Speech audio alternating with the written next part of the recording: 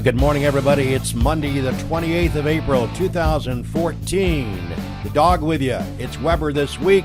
Today, my longtime friend and a gentleman who knows more about Cayuga Indian Nation issues as it relates to Seneca and Cayuga County. Brad Jones is on the couch this morning. Good morning, everybody, and enjoy the sunlight today because the weather this week is supposed to be low 50s with chance of rain for about the next 5 or 6 days, but we're getting kind of used to it. Good morning, everybody. Hope you had a great weekend, and it's good to have you with us alongside. And we're going to get to Brad in just a second, but a couple of personal notes. Thank you for the folks that have written me emails and called me regarding the loss of our dad. He passed away a week or so ago down there in Venice, Florida, actually Englewood where he lived.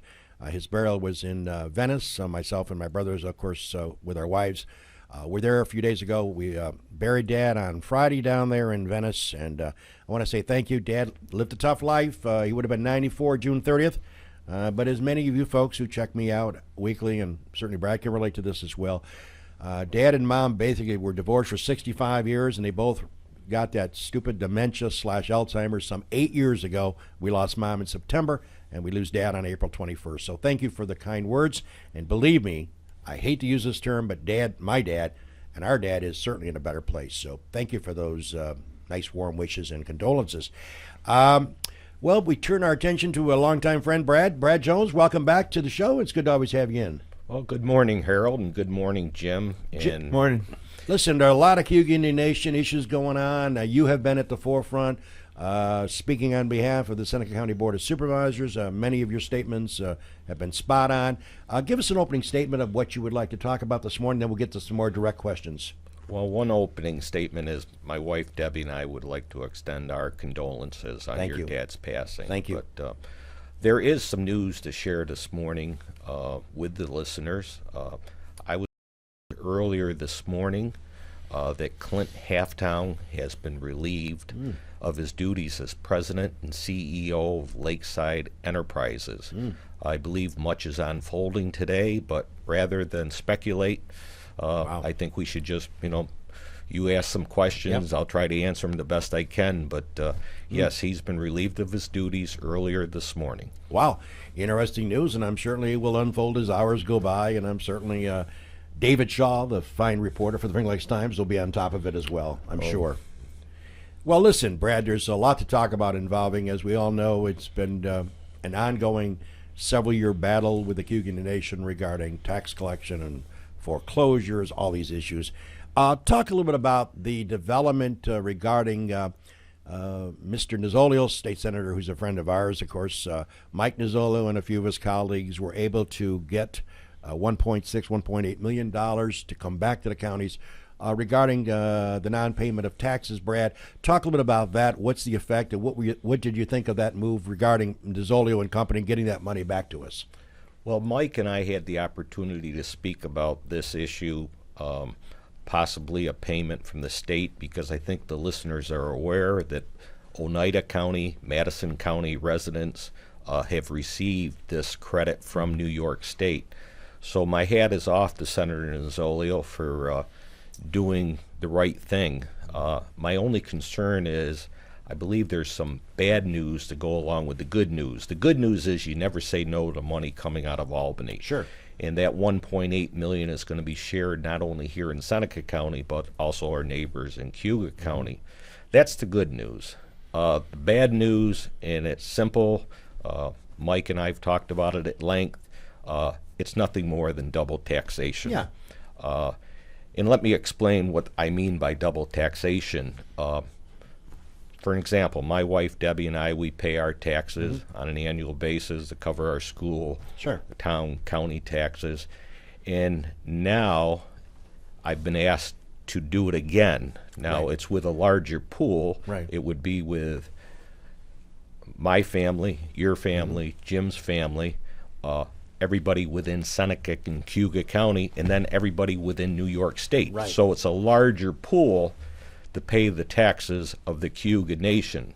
So I think what we need to see is more accountability with Mike's peers. Mike's working very hard, Brian Kolb's working very hard, but we have to not take a shortcut or use a Band-Aid, so to speak.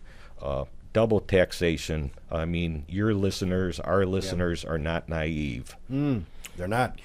Brad Jones is our special guest on the couch this morning. The topic, obviously, is the Cayuga Indian Nation. Certainly a lot to discuss. And, Brad, it brings me to the next point. As you know, and you're on top of this, when the nation continues to buy homes on the Bayard Street extension or whatever, renovations that are being done, one would think that may not be involved in this day-to-day. That's a good thing. People are going to Lowe's or Home Depot and spending money renovating these homes.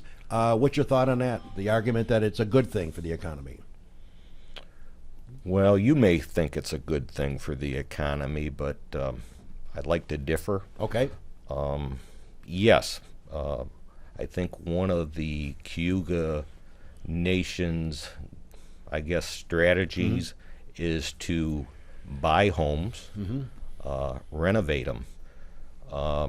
But when you say local economy, Right. I really don't know what you mean, because to my knowledge, most of the work, if not all the work, is done by one contractor that's not even from Seneca County. Okay.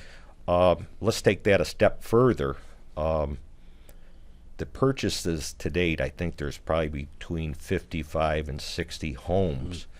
These are cash deals. Sure. So a bank such as Generations Bank or Finger Lakes Bank or Alliance National Bank, they never get an opportunity to have a mortgage with a new owner. What's it say about our local realtors? These are cash deals done strictly with the buyer and the seller.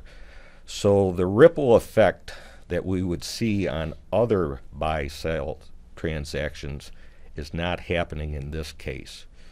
The other thing, when you talk about the renovation of homes, and I brought this to the attention of the Seneca County supervisors, and they're fully working on it, is in the area of assessments. Now, that $1.2 million that they currently own consists of not just principal but also interest and penalties. Well, some of these homes, and one for particular is the house down across from the old Bodine's fruit stand. Yep. It's a big brick house Right. there on the corner of East Baird Street Extension and Route 89. I'd have to say there's probably tens of thousands of dollars, if not, let's just say $50,000, $100,000 worth of renovations. To my knowledge, because they're not paying taxes, the assessment has not been raised on that house or the other 55 or 60 houses. Now, you know, if you did something or Jim or I did something at our house, the assessor would be, the tax man would be knocking on our door saying, well, you're up 10,000 and pay up. Right. So I really think this 1.2 million may be even as high as 1.6, 1.8 million. If the assessments were properly done. If they were properly done. If they were properly done. Well, Brad Jones is on the couch this morning as we we've used 10 minutes of our slot. We've got a lot more to talk about. We're going to move to the court system and ask Brad about the latest, and a lot of things are happening in the court system. And, of course, the big one is the Second Court of Appeals in Manhattan. Decision pending on that. And we're going to continue our discussion with Brad regarding Cayuga Indian Nation affairs. We'll get to that after we take our commercial break and salute the fine sponsors and make this show possible. This is Weber This Week. We'll be back. Cayuga Lake National Bank. Bill Ryan and his team for all of your banking needs. Offices in Union Springs and Aurora. A fine sponsor of this show for over 30 years. DA Liquor, Seneca Falls. Amy Padula and her great team will find that right spirit for you every time. Tell Amy the dog sent you. Steve Wadhams, Wadhams Enterprises, your employer of choice. Proud supporter of this show and local athletics. Bob and Leslie Oman, owners of the Oman Theater in Lyons, as well as the Newark Pilots, a minor league baseball team with a major league ballpark. Lizard's Tailgater Lounge, Waterloo. Best mott sticks around, where you can enjoy a drink and some laughs. SenecaFallsCountryClub.com. Awesome 18-hole layout, offering a 12-month payment plan. Home of the toughest par 4 in central New York. Wilson Press, WPress.com. Seneca Falls. Rich Ricky, my good friend, and his team can handle all of your printing and mailing needs. Rich Ricky, Wilson Press, a fine sponsor of Weber This Week. And we welcome you back. This is the Dog with you on a Monday, the 28th of April. Without further ado, let me say early congratulatory and early happy birthday to my daughter Samantha. Not going to tell you her age, and I would be shot as a father if I tried to. And I wouldn't. And happy birthday to you. And same the dog, day. Tomorrow, same day. 69. I'll tell you how old I'll be. And if I'd have kept better shape of myself, I would have made it a little further, maybe. 69 tomorrow. It's just another number. Hey, in another year, you'll be able to hit from the gold tees. We still do right now, baby. It's fun. It really makes those holes a little shorter for us. But Samantha, happy birthday from good old Dad here on the Weber This Week. And as we get Mary put together a little pasta for the family yesterday. It was always a ritual with our family, and we had a good time. Speaking of birthdays, Stephanie Scanlon, who I work with out at the Thruway on occasion, she turns another birthday tomorrow, too. So, Stephanie, if anyone's checking out the show this morning, we'd like to send a happy birthday to her as well.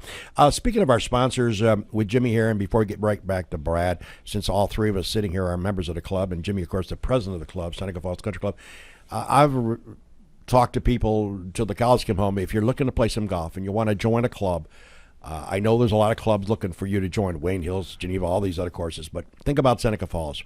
I've seen a lot of sweet deals out there. This one here, and I've been a member off and on for 16 out of the last 18 years. I couldn't play for 2 years with a back issue. This is a sweet deal. If you didn't play as a member last year in 2013 at Seneca Falls, you can sign up and become a member. They'll put you on a payment plan to make your payments across the board. The beauty of this is $1,200 for a single with tax. It's $1,296. But here's the catch. You get a cart. A cart for 4 holes, 50 holes. You want to play 100 holes. Just keep driving around the course and having fun. And that's the beauty of this deal. Free cart is involved in a golf membership at Seneca Falls Country Club. You can contact Seneca Falls Country Club, get a hold of Jimmy Senecropia here at Finger Lakes 1. He'll get you the right people in the office to make the paperwork flow. But it's a sweet call right deal. Down there, 315-568-2676. It's a sweet deal. Stop in the pro shop. You can't beat it. It's a great deal, folks. And I know that we like to blow things up on commercials and sponsors, but I'm telling you, that's a good deal. Well, we had the opportunity to play last week. Yep. And the course of the condition is terrific. And we just got to get some better weather. Looks great. Okay, Brad Jones is a longtime buddy of mine and our family's longtime friends for many, many years. We're here talking about Cayuga Indian Nation. Brad, recap, Brad. Some people might have tuned in late. The breaking news this morning. Well, I was informed earlier today that Clint Halftown has been relieved of his duties as president and CEO of Lakeside Enterprises.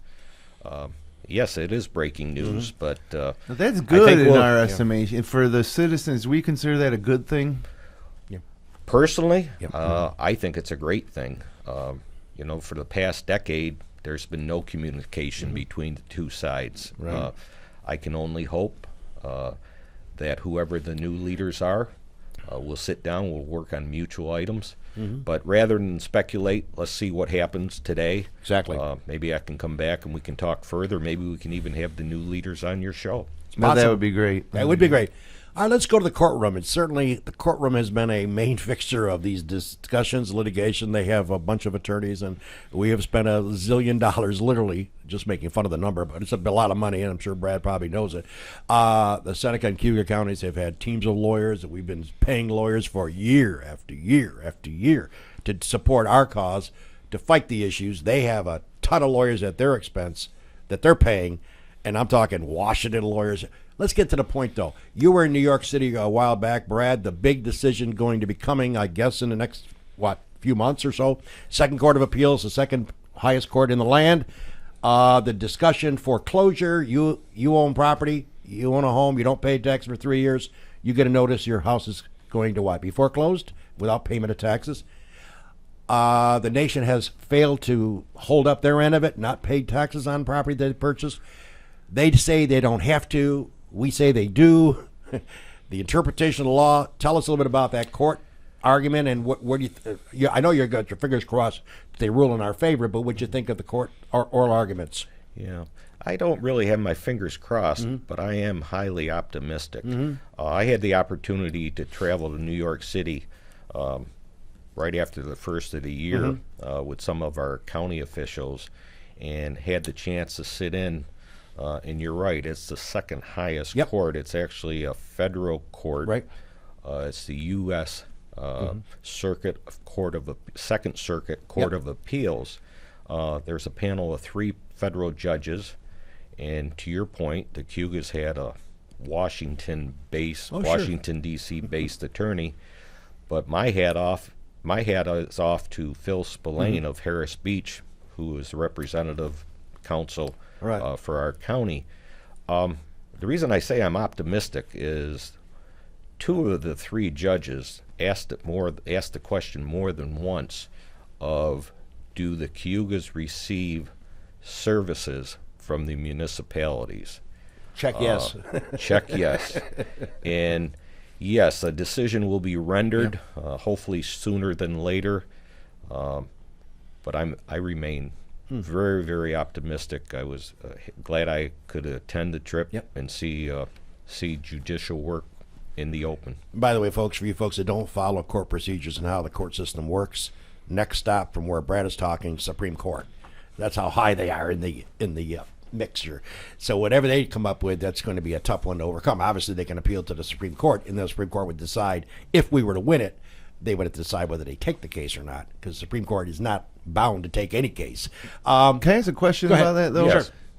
There's been rulings by major courts in the favor of the taxpayers before, and they don't get enforced. Is that something that we need to be concerned about here again? No, because I think people like the 3 of us, we're not going to let it be put underneath the sheets.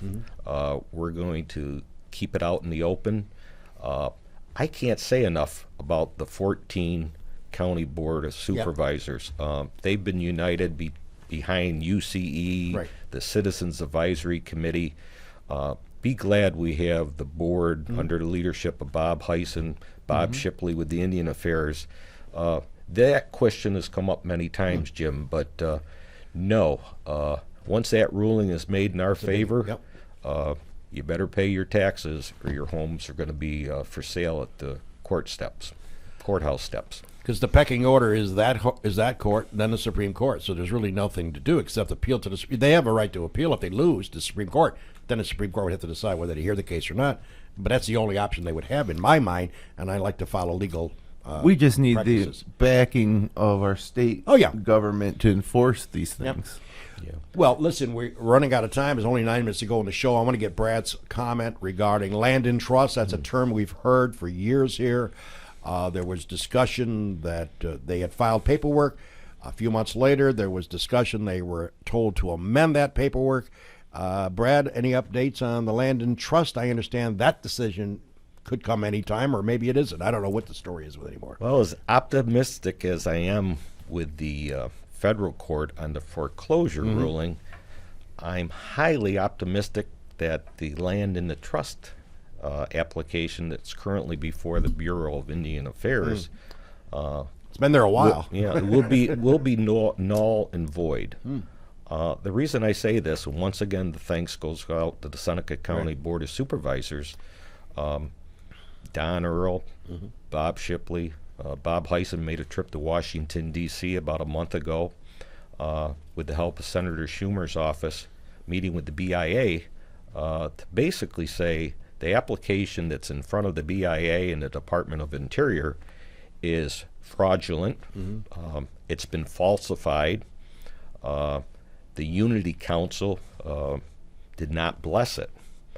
Now, I've also been told that members of the Unity Council have been back and forth to Washington, D.C.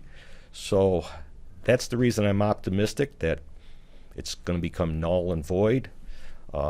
I just hope with the news that's announced this morning, with the change of leadership, maybe there's not even a need for land in the trust. Let's start working on mutual goals such as economic development versus taking the land away. Let's talk about territory versus a reservation / storefront. And Brad makes a good point. He certainly knows, and I do know that. I've talked to several people.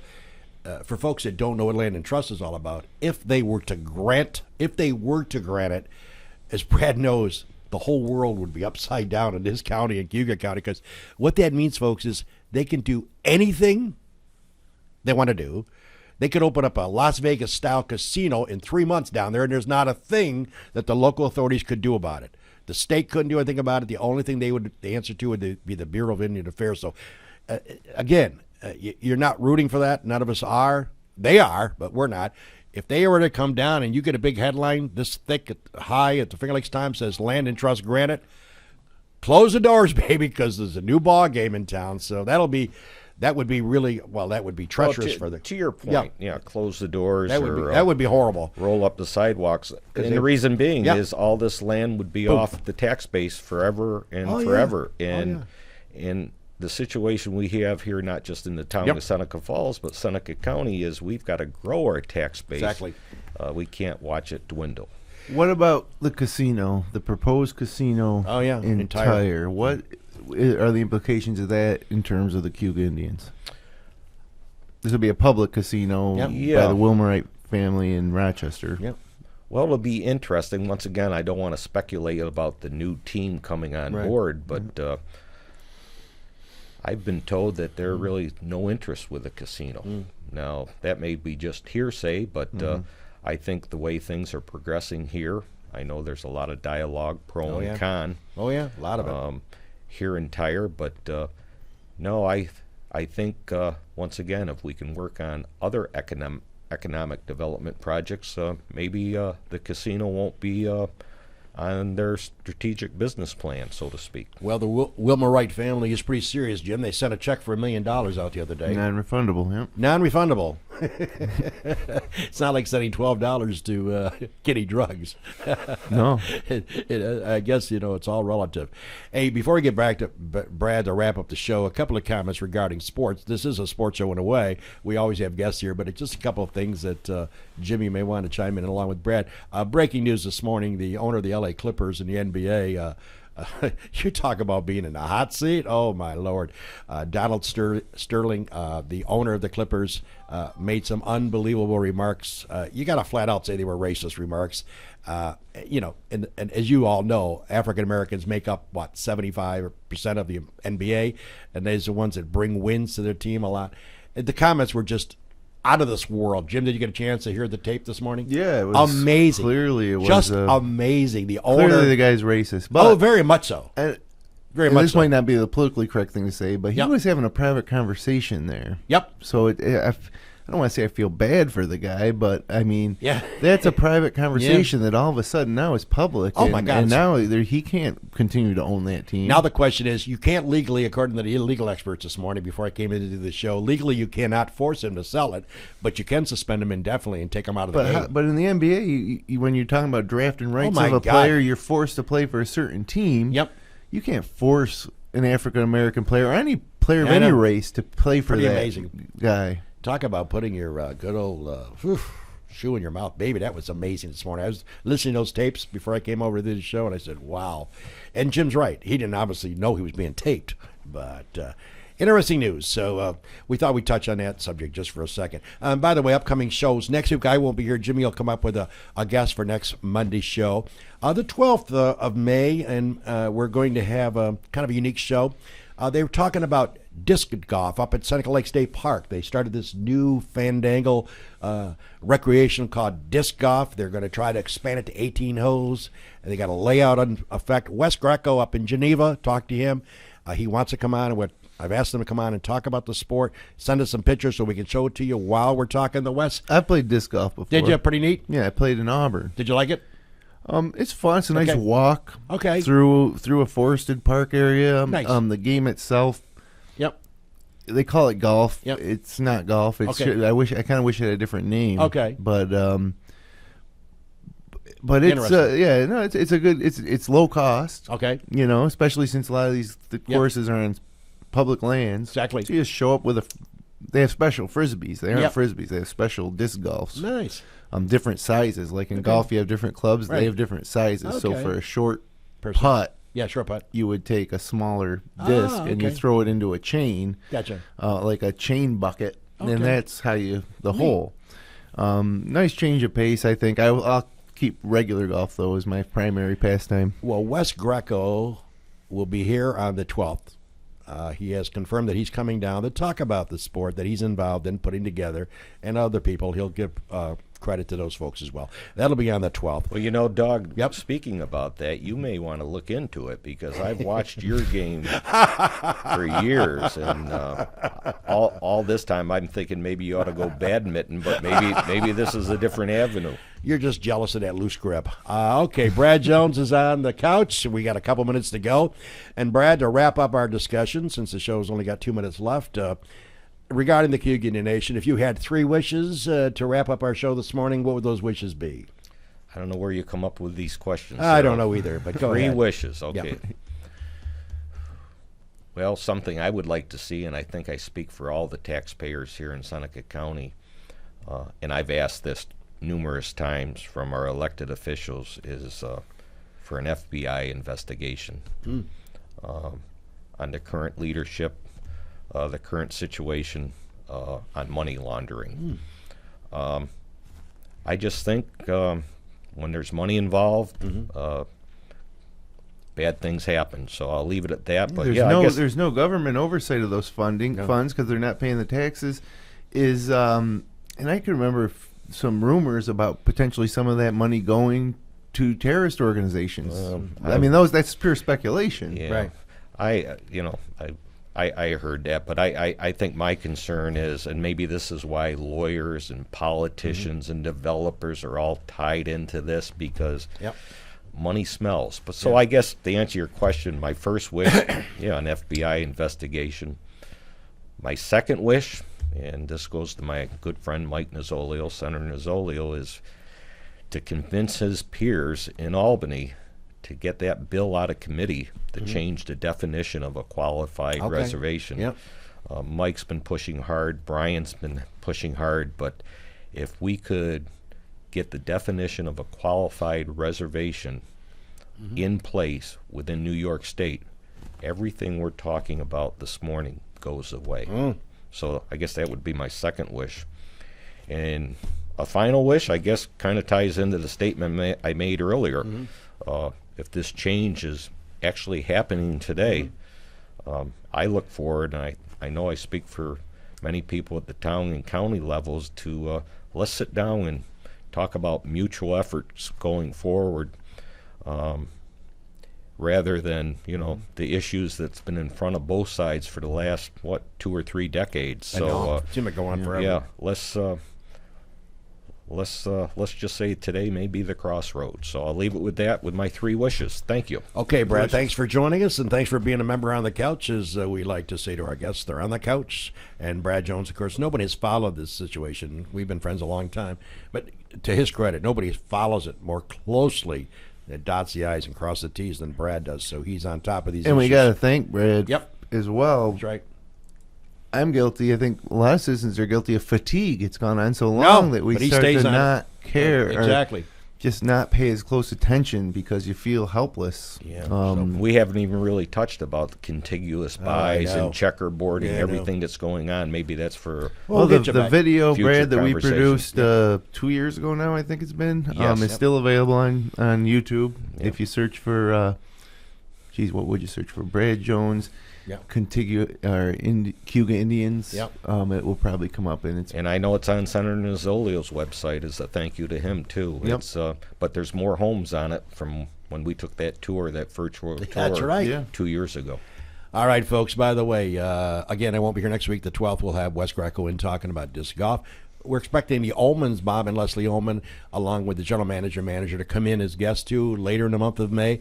Baseball season starts around the area, of course, in Geneva and, of course, in Newark. Newark opening day, Wednesday, June 11th. Right, all right. Newark Looking forward to that. So we'll have the representation from the Ullmans, who will do a spectacular job. As I told you, minor league team, major league ballpark. Yeah, I'll rave about it till the day I die. You got to go watch a baseball game in Newark. And don't forget that concession stand, because that's where Jimmy goes. The very first thing he does, walks in there and gets that famous garbage plate. Him and Jeremy Hunt. Well, folks, I hope you had a good time with the show this morning. Again, thanks to Brad for giving us an update on the Cayuga Indian Nation.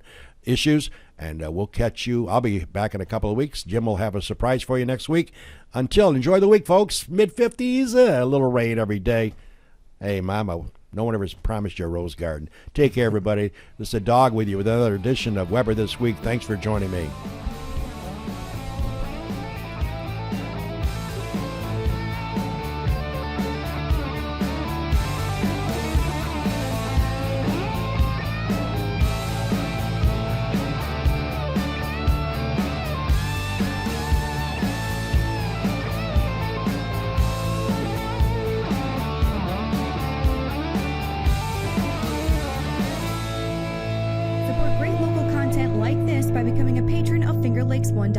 Visit patreon.com/FL1.